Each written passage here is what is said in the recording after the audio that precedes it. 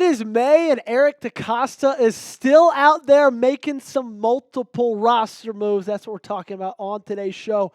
You see all these 4 spots, they're empty right now, but at the end of the video, they will be full with brand new undrafted free agents for your Baltimore Ravens. And I'm not really surprised that this much has happened because heading into this week, Baltimore was 4 players short of the 90-man roster that they needed going into training camp and going into the summer. And now after these moves, they've got a full squad. They're ready for training camp. They're ready for OTAs. They're ready for minicamp. And they're ready to kind of start dwindling that 90-man down to a 53-man. But what they've been doing this week, earlier this week in the last 24 hours or so, they've been seeing some UDFAs they like, seeing some UDFAs that they've got some belief in, seeing some players that they think could possibly make a shot at making this roster when that time comes at the end of August. We're going to tell you all 4 players that have signed with Baltimore. Before that, I need you guys to help me out, okay? We're trying to get to 31,500 subscribers. That is our next milestone, and I need you guys to get me there. 106 subs away. If you guys have not already, make sure you hit that subscribe button. Join us right here on the Ravens Rundown for the best coverage you could find, money could buy, every single day for 100% free. Help me get to my goal, 106 subs away. I need you to do that. Alrighty, number 1, we got John Hland, the kicker out of Wyoming. I made a little bit of a short on him yesterday, but here's a short little notice on John Hland. Played last year at Wyoming, 5'10", 196 pounds. His stats were not great last year, to put it lightly. He was 15 for 19 on field goals. He was 1 for 4 on any field goal from 50-plus yards, which if you remember last year, that was like the biggest gripe that I had with Justin Tucker is that his 50-plus field goal percentage was like awful. Honestly, his regular field goal percentage wasn't that great either. However, with the addition of Hland, I will say I do love it from the perspective of it's just a little bit more competition for Tyler Loop. Right now, this special teams room is 100% up for grabs. There's been one guy it's belonged to for the last decade and a half. That guy's not on your team anymore. And although Tyler Loop came into rookie minicamp and he's going to go into training camp, being the only kicker they drafted, being the only kicker they've ever drafted, that doesn't mean that that spot is his, okay?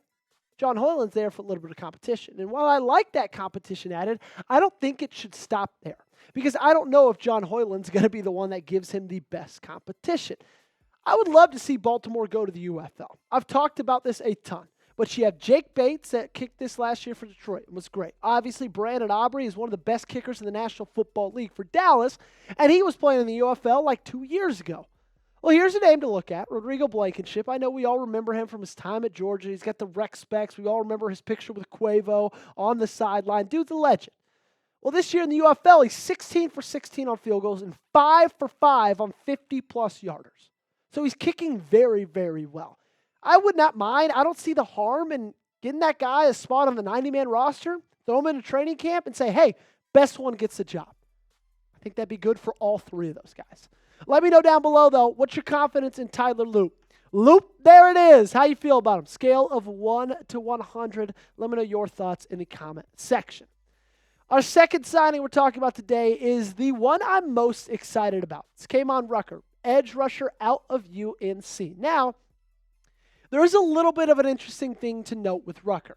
On November 30th, in their game against North Carolina State, massive rivalry, he did fracture his fibula, and it was on kind of like a really cheap play by an NC State player. But still, regardless, in 2024, he had 30 tackles, 6 sacks, and 0 forced fumbles. Now, he's a little bit smaller for an edge rusher. He's only 6'1". It's not like he has these massive, long arms. But he had a really good year when he was healthy. And he had a really good year the year before that. So good that he was listed as number 26th edge in this most recent draft class. He actually was listed above some guys like Colin Oliver, who went in the 4th round to Green Bay. So this dude could play.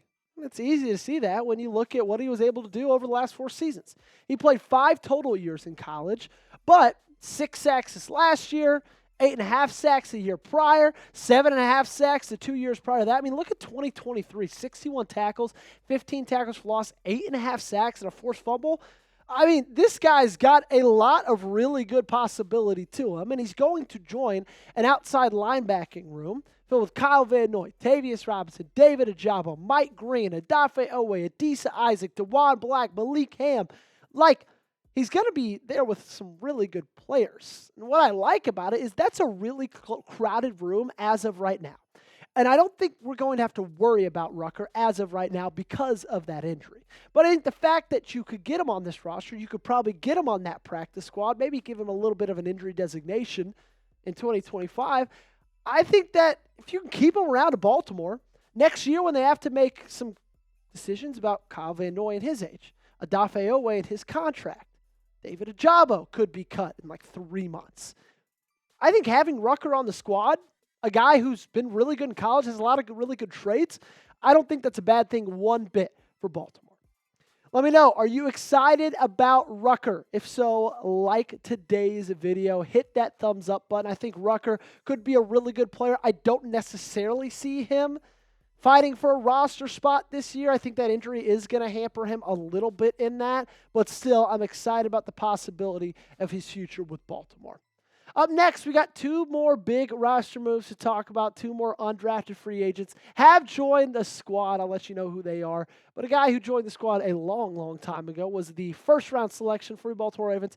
That is Malachi Starks. And if you want his jersey right now, you can go to chatsports.com/Starks to get that. Shout out to our friends Fanatic for sponsoring today's video. Really, really appreciate all the love they show us right here on the channel. Would appreciate if you guys showed them some love and copped one of these jerseys. Again, chatsports.com/Starks. That is the website you'll need to go to. You can get it purple, you can get it white, you can get it in black. Of course, it's not going to have that one on it. It's going to be the 24. But still, great investment. I feel like he's going to be a Raven for a really long time. Chatsports.com/Starks is where you need to go. That link is in the comments and description of today's video.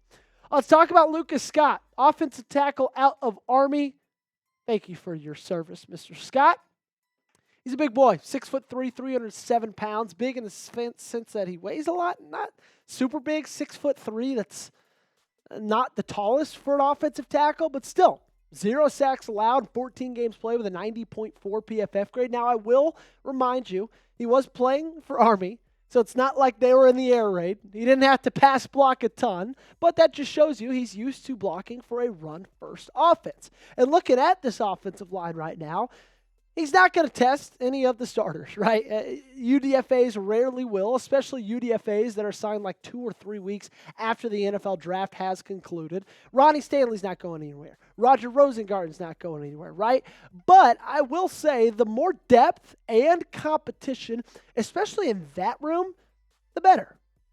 He can come in here and he can impress and he can be the 2nd or 3rd tackle down the line. I think that's a good thing for Baltimore. I think that's a good thing for him as well because we know one thing with Ronnie Stanley. We love him, but he's dealt with injuries in the past. Having depth at that tackle position is always going to be good for Baltimore.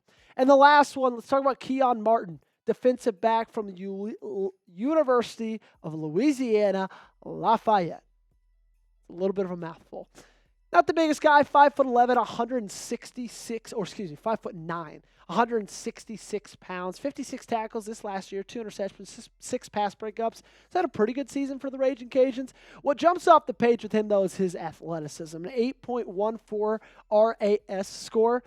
His 40-yard dash is 4.38. Now, you see the big red there and the weight and in the height as well. I mean, weighing in about 170 pounds at the draft or at the combine. So nothing phenomenal, and his 3-cone and shuttle isn't that great, but man, he's got some great straight line speed. I don't expect much from Martin.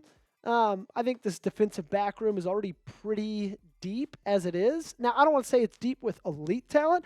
I just want to say it's deep with good enough talent. Obviously, Nate Wiggins, Marlon Humphrey, I love both those guys, but Chidobe Awuzie, TJ Tampa, I think those guys are kind of more on their same, like, similar trajectories, and Keon Martin obviously is going to be a step under both of those guys. There are the 4.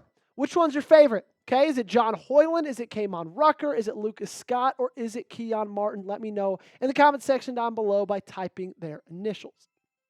Thank you so much for making it all the way to the end of today's Baltimore Ravens Rundown YouTube video. We try to keep you as up to date as we possibly can. So to make sure you guys don't ever miss a single moment of your favorite team, hit that subscribe button, join us, and remember, we're trying to get to 31,500 subs. So to be part of the flock with this channel, go ahead, hit that sub button.